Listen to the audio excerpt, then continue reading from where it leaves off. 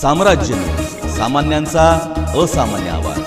उच्च न्यायालयाच्या आदेशानुसार नेमलेल्या न्यायाधीश पथकाने महानगरपालिका कॅम्प परिसरातील शाळांना भेट देऊन शैक्षणिक कामकाज, विद्यार्थ्यांची उपस्थिती, भौतिक सुविधा, सुरक्षितता व स्वच्छतेची सखोल पाहणी केली।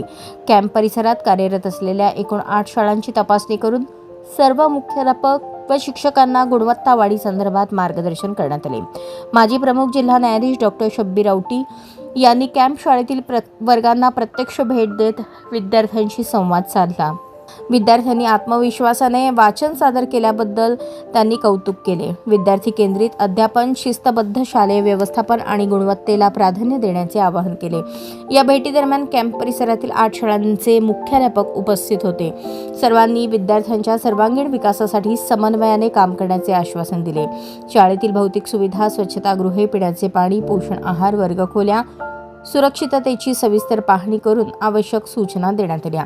भौतिक सुविधांबाबत मुख्याध्यापकांनी आपल्या अडचणी आणि समस्या पथकांसमोर मांडल्या। यावेळी प्राथमिक शिक्षणाधिकारी तथा समितीचे सदस्य सचिव कादर शेख यांनी शिक्षकांशी संवाद साधताना माजी प्रमुख जिल्हा न्यायाधीश डॉक्टर शब्बीर औटी यांचे उदाहरण देत प्रेरणादायी मार्गदर्शन केले। या समिती भेटीत पथकात पोलीस आयुक्त कार्यालयाचे पोलीस उपनिरीक्षक आफरीन शेख, जिल्हाधिकारी कार्यालयाच्या तहसीलदार जयश्री पंचे, सार्वजनिक बांधकाम विभागाचे उपअभियंता गायकवाड, उत्तर सोलापूर तालुक्याचे शिक्षण विस्तार अधिकारी बापूराव जमादार उपस्थित होते।